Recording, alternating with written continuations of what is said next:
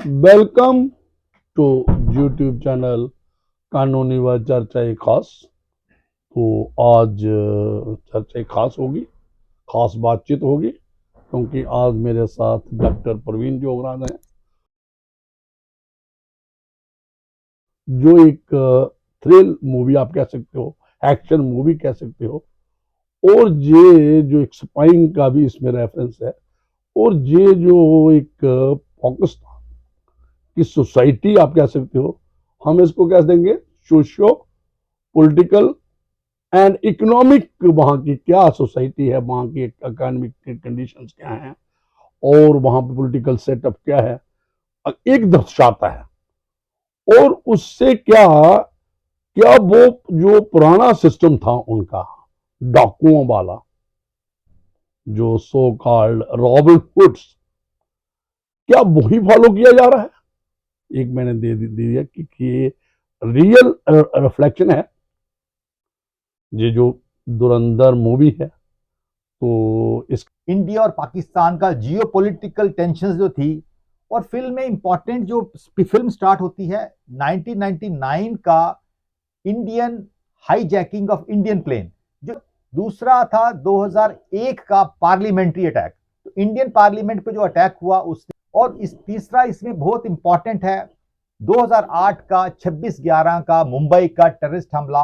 और सबसे बड़ी बात है, इस फिल्म में ओरिजिनल ऑडियो दिखाई गई है। पता होगा, एक इलियास कश्मीरी नाम के जो ओसामा बिन लादेन के राइट हैंड थे, वो वहां से ऑपरेट कर रहे थे। अलावा पाकिस्तान में जो जाली नोट की जो फैक्ट्री बनी थी, 8 नवंबर 2016 को डीमोनेटाइजेशन करना पड़ा।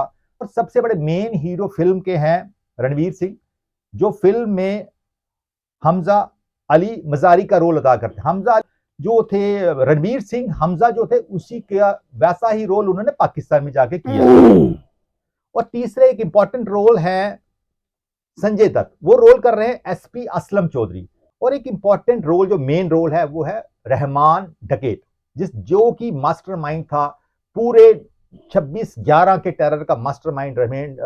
और 2006 में जो मुंबई ट्रेन ब्लास्ट से सीरियल उसमें भी उनका नाम आता है। तो ये रोल अदा किया था अक्षय खन्ना जी ने।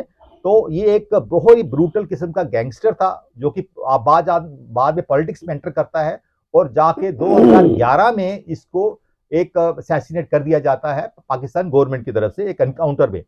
तो उसके बाद सब एक इंपॉर्टेंट रोल है वो आर माधवन कर रहे हैं फिल्म में, वो अजय सन्याल के रूप में। लेकिन एक्चुअल में ये इंस्पिरेशन थी हमारे जो national security adviser Ajit Doval, उनको रिप्रेजेंटेशन करते हैं। तो इनके हैं ये अर्जुन रामपाल मेजर इकबाल को रिप्रेजेंट कर रहे हैं। और मेजर इकबाल कौन थे? ये मेजर इकबाल वही थे इलियास कश्मीरी। इलियास कश्मीरी कौन था? जो कि मुंबई अटैक्स में पाकिस्तान को उस ऑडियो में डायरेक्शंस देते हुए नजर आ रहे हैं। तो इलियास कश्मीरी था, वो ओसामा बिन लादेन का राइट हैंड था। और वो कहते हैं कि ओसामा बिन लादेन के बाद उसी को उसकी गद्दी मिलनी थी। लेकिन 2011 में अमेरिका ने ड्रोन अटैक से इसको मारा गया, क्योंकि वो यूएन की लिस्टेड टेररिस्ट के ग्रुप में था। और एक आखिरी में मैं जावेद खनानी की बात करूंगा। जावेद खनानी एक रियल कैरेक्टर है पाकिस्तान में, जो जिसका सिर्फ काम था कि आईएसआई को पूरी करेंसी को फंड करना। 2008 का जो मुंबई अटैक पूरा का पूरा फेक करेंसी और एक्चुअल करेंसी इंडियन करेंसी से उसने आईएसआई ने जावेद खनानी को यूटिलाइज किया। और इसको हम आईएसआई का बैंकर भी कहते हैं। जावेद की जो ऑफिशियल करेंसी प्रेस थी, जहां पर पाकिस्तानी नोट छपते थे, दिन को पाकिस्तानी नोट छपते थे, रात को हमारी फेक करेंसी छपती थी। वहां से वो पाकिस्तान इंटरनेशनल एयरलाइन से ये करेंसी जाती थी नेपाल में और मिडल ईस्ट में, और वहां से फिर कस्टम्स को इन्वॉल्व करके ये बाई रोड नेपाल से ये बिहार और यूपी में इन्फिल्ट्रेट कर दी जाती थी। तो आप सारा ओवरव्यू कि ये क्या करते हैं, एक रॉ एजेंट को, एक एजेंट जो कि ऑलरेडी सजा याफ्ता था, उसको लेते हैं हमजा अली मजारी को। हमजा अली मजारी का रोल मैंने आपको श्रोता बताया रणवीर सिंह है। तो ये इनको रॉ क्या करती है, अफगानिस्तान के रास्ते पाकिस्तान में एंटर कराती है। तो एंटर कहां करते हैं? लियारी में। लियारी में रहमान डकैत, जिसका जो कि हाफिज सईद का एक प्यादा था, वहां पे बैठ के वो वहां जाके क्रॉस बॉर्डर हथियार सप्लाई करता था, फेक करेंसी सप्लाई करता था। लेकिन पाकिस्तान में वो पॉलिटिकल ऑर्गेनाइजेशंस को यूज करती थी फॉर, वो एक डकैत था बेसिकली। उसका काम क्या था, मेन उसके टारगेट थे लूटपाट करना, हथियार सप्लाई करना, ड्रग्स स्मगल करना और अपने आप को लियारी का बादशाह बताना।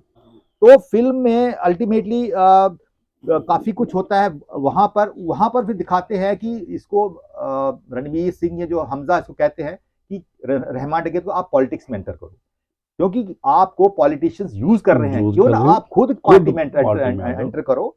तो पॉलिटिक्स पे एंटर करने के चक्कर में जाके क्या होता है कि इसका एक दूसरा पार्टनर होता है उजैन बलोच, क्योंकि रहमान बलोच के मरने के बाद उजैन बलोच ने पूरा उसका ये जो गैंग संभाल लिए। तो लेकिन जो पाकिस्तान पीपल्स पार्टी थी, फिल्म में पीएम पाकिस्तान अवामी पार्टी दिखाई है। हाँ, तो उसके जो यही है, उसके जो पैटर्न थे, पाकिस्तान पीपल्स पार्टी ही है। उसके जमील जमाली करके उनके एक मेंबर एमएलए होते हैं, वो इनसे कांटेक्ट करते हैं कि रहमान को कि आप पॉलिटिक्स में नहीं एंटर करो और अभी आप गैंग राइवलरी का, लेकिन किस तरह एंटर करते हैं। और आज आगे फिल्म में ये अब मैं शॉर्ट में बताऊंगा कि हमजा क्या करते हैं, वो जो जमील जमाली की बेटी के साथ उनका अफेयर होता है, उसके साथ शादी करते हैं ये। तो जो सारा अली खान ने वो रोल अदा किया है फिल्म में। और फिल्म में अल्टीमेटली बात आती है कि रहमान की मुलाकात की जाती है। अब ये बहुत इंपॉर्टेंट मसला है, मेजर इकबाल श्रोता वही मेजर इकबाल है, इलियास कश्मीरी, जो कि ओसामा बिन लैडेन का राइट हैंड हुआ करता था और जिसको बाद में अमेरिका को ड्रोन के जरिए उसको पाकिस्तान में मारना पड़ा। इतना रहमान डकैत के लिंक से नहीं सर, उसके मेजर इकबाल नहीं, मेजर इकबाल है, लेकिन मेजर इकबाल का रहमान डकैत के पास पहुंचना, और मेजर इकबाल फिर रहमान को यूज करता है अगेंस्ट मुंबई अटैक। मुंबई कुछ भी है, क्योंकि रहमान के पास इलीगल सारी फैक्ट्रियां, असला सारा उनके पास था। श्रोता, असलम चौधरी का रोल संजय दत्त ने बड़ी बखूबी निभाया है। असलम का सेकंड पार्ट जो है 19 मार्च को आना है, 19 अभी आना है। हाँ, सेकंड पार्ट। और ये इंडिया की one of the longest film है। उसमें क्या दिखाएंगे सर, उसमें सर्जिकल, उसमें आगे जो नेटवर्क है रणवीर सिंह का वो बताएंगे आगे क्या करता है उसके बाद। और उसके बाद सुना है उसमें शायद सर्जिकल स्ट्राइक्स का भी जिक्र है जो इंडिया ने की थी, वो थोड़ा मेंशन्ड है। इसको हम ये दिखाना चाहते हैं कि इंडियन सोसाइटी, जहां हमारा सोशियो पॉलिटिकल इकोनॉमिक सिस्टम कितना एडवांस हुआ है, हम अभी भी अपने संविधान की बात करते हैं।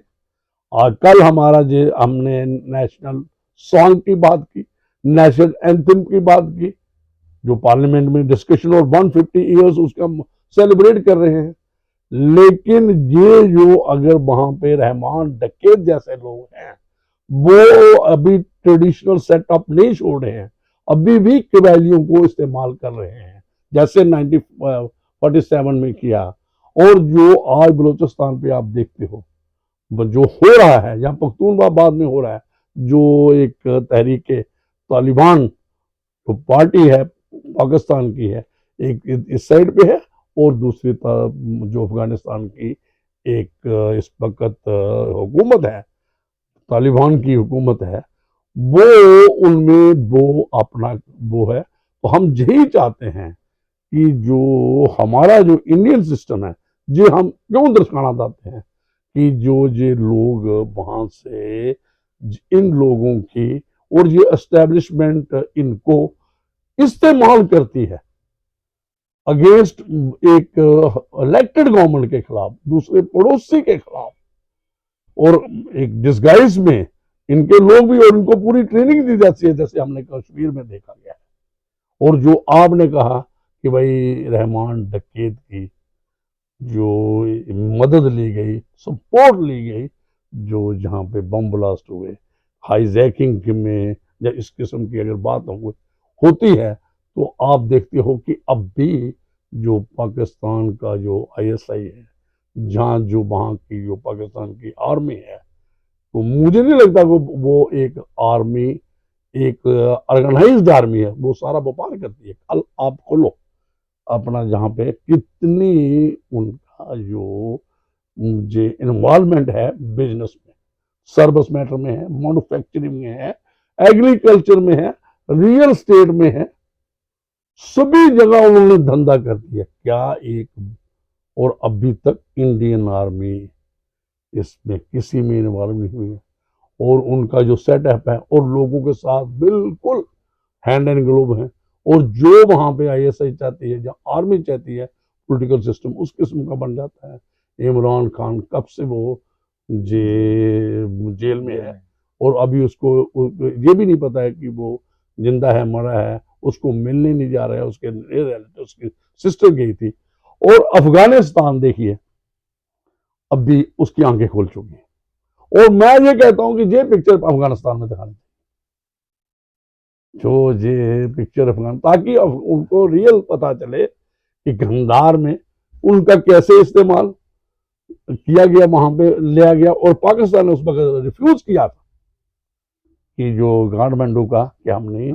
फिर फ्यूल किसने दिया? अमृतसर से दिया, जो गंदार जो एयरक्राफ्ट वाला आपने बुक की, और वहां पे जो उस वक्त गंदार को किया, और उनकी जो अफगान जो यूएस की जो फाइनेंशियल सपोर्ट थी पाकिस्तान ने ली, और वहां पे क्या किया। आज जो अफगानिस्तान है, और मैं यूएन असेंबली में इंडिया ने फुल सपोर्ट की है, और अदरवाइज भी हमारे जो उनके साथ रिलेशन बन रहे हैं। चाबहार एयर जो पोर्ट है इस्तेमाल हो रही है, जो ट्रेड रूट्स थे पाकिस्तान के साथ बंद हो चुके हैं। तो मैं ये कहता हूँ कि जे वाली पिक्चर, और बड़े इंटरेस्टेड हैं इंडियन मूवी देखने में, कौन? अफगानी लोग, पाकिस्तानी सर, पाकिस्तान में है। देखो ये तो पाकिस्तान की ही लोग हैं। और मैं बताऊं, पाकिस्तान के लोगों को भी तभी तो कह रहे हैं ना, सेंध अलहदा।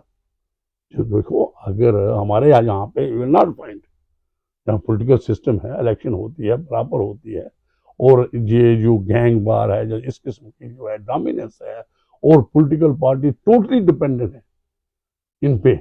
और जैसे जहाँ एक आप कराची की लियारी की एडवांस की, तो you will find in Islamabad also, Lahore में ये बलोचिस्तान के लोग क्यों जहाँ अलहदा होना चाहते हैं, पख्तूनख्वाबाद के लोग क्यों अलहदा होना चाहते हैं, कि यार ये जो पंजाब के लोग हैं, ये अपनी ऐश्वर्यासत और अपनी हर किस्म की एक्टिविटी करते हैं।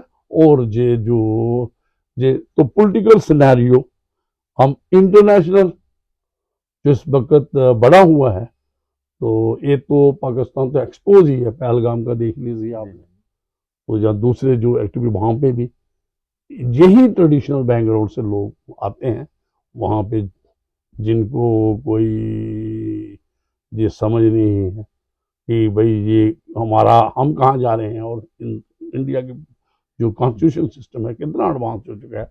और ये इंडिया इन्होंने अडॉप्ट कब किया? 1967 में इनका कॉन्स्टिट्यूशन आया, जबकि 1950 में हमारा तो तैयार ही था। और उसके बाद कितने टाइम आप देखो, डेमोक्रेसी, रियल डेमोक्रेसी कितने बार वहां पे रही। और सारी वो पाकिस्तान की जो सारा सिस्टम है, ये जो मूवी है, हम इसको जो आपने कहा, हम इसको अप्रिशिएट करते हैं। ये एक इंडेक्स है, जो फेस है पाकिस्तान का, उसका एक इंडेक्स है। वहाँ सोशियो पॉलिटिकल और इकोनॉमिक सिस्टम दर्शाता है। तो डॉक्टर साहब आप आगे बात करें। जैसे जज साहब ने कहा कि पाकिस्तान की जो डेमोक्रेसी है वहाँ ना 47 के बाद स्टैब्लिश ही नहीं हो पाई। वहाँ नहीं, पर अभी तो तक नहीं। वहाँ पर तो मिलिटेंट जो आर्मी का ही राज रहा मोस्टली, और जो डेमोक्रेसी थी बहुत ही करप्ट डेमोक्रेसी थी। सबसे बड़ी बात थी, जो लियारी जो इस फिल्म का मेन टॉपिक था, वहाँ में इलेक्टेड रिप्रेजेंटेटिव थे जुल्फिकार अली भुट्टो, बेनजीर भुट्टो भी वहां रिप्रेजेंट की, और अब बिलावल भुट्टो भी वहां से जीत के। लेकिन वहां के लोग आज तक कंप्लेन कर रहे हैं कि अभी तक उस एरिया की तरक्की ही नहीं हो पाई, ना वहां एजुकेशन है, या ना वहां मेडिकल केयर है। और इसका मतलब है, चाहे आर्मी हो चाहे डेमोक्रेसी हो, आम आदमी पाकिस्तान का सफर कर रहा है, उसको कहीं तरफ से कोई एड नहीं है, और महंगाई इतनी बहुत है, और पाकिस्तान को इन्होंने एक टेरर फैक्ट्री बना दिया मिलिटेंट ऑर्गेनाइजेशन के। तो हमारा आज का मकसद ही यही था कि पाकिस्तान में डेमोक्रेसी नहीं है, आम आदमी सफर कर रहा है, पाकिस्तान दुनिया भर के लिए मिलिटेंट्स वहां तैयार कर रहा है। और तो डॉक्टर साहब, जो आपने कहा कि लोग कैसे कैसे कौन कौन से इंपॉर्टेंट अटैक हुए, आप कह सकते हो ये जो 99 कंधार जो एयरक्राफ्ट था, इंडियन एयरक्राफ्ट को वहां पे ले गए थे, पार्लियामेंट अटैक है 2001 का। और आपका मुंबई अटैक है, सीरियम बम ब्लास्ट है, उड़ी अटैक है, पुलवामा अटैक है, पहलगाम अटैक है, अब रेड फोर्ट अटैक है। ये किस किस्म की, और सबसे पहले जो स्टार्ट में हुआ था कश्मीर पे, जब इन्होंने वो डिस्गाइज लाए थे, जो ऑपरेशन गुलमर्ग था, जिसको कश्मीरी लोगों ने नकारा किया था और उनके साथ मुकाबला किया था। और उन्होंने उस वक्त शेख साहब एक टॉल लीडर थे, उन्होंने बंदूकें, लकड़ी के बंदूकें मार के, मकबूल शेरवानी ने इनको मिसगाइड किया। जो ब्रिगेडियर हरजिंदर सिंह थे, इन्होंने कैसे मुकाबला किया, और दूसरे हमारे जो इंडियन आर्मी के लोगों ने कैसे कैसे जी वहाँ पे इंडियन आर्मी आई, क्या हुआ, कैसे हुआ। तो हम, ये लड़ाई डिस्गाइज में है, और 1971 आया, 1965 आया, और ये अपना कारगिल आया। तो हर वक्त हम इसी उसमें, और अब जो इंडिया का जो अपना एक है कि हम जहाँ से भी, जो कहीं भी जो अटैक होगा पाकिस्तान का, किसी भी सर्जिकल स्ट्राइक करेंगे एक। और जो ऑपरेशन सिंदूर, उन्होंने कहा कि टेररिस्ट के अगेंस्ट हम कंटिन्यूटी में है, चाहे हमारी जो 1-to-1 वार पाकिस्तान के साथ खत्म हो चुकी है, सीज फायर हुआ है, लेकिन ऑपरेशन सिंदूर हर वक्त कंटिन्यू रहेगा। जो भी टेररिस्ट एक्टिविटी पाकिस्तान की जमीन पे होगी, और जिसका रिजल्ट जो है इंडियन सरहद पे होगा या इंडियन साइड पे होगा। तो मुझे लगता है ये काफ़ी आज के लिए, तो लीजिए इजाज़त। Thank you very much.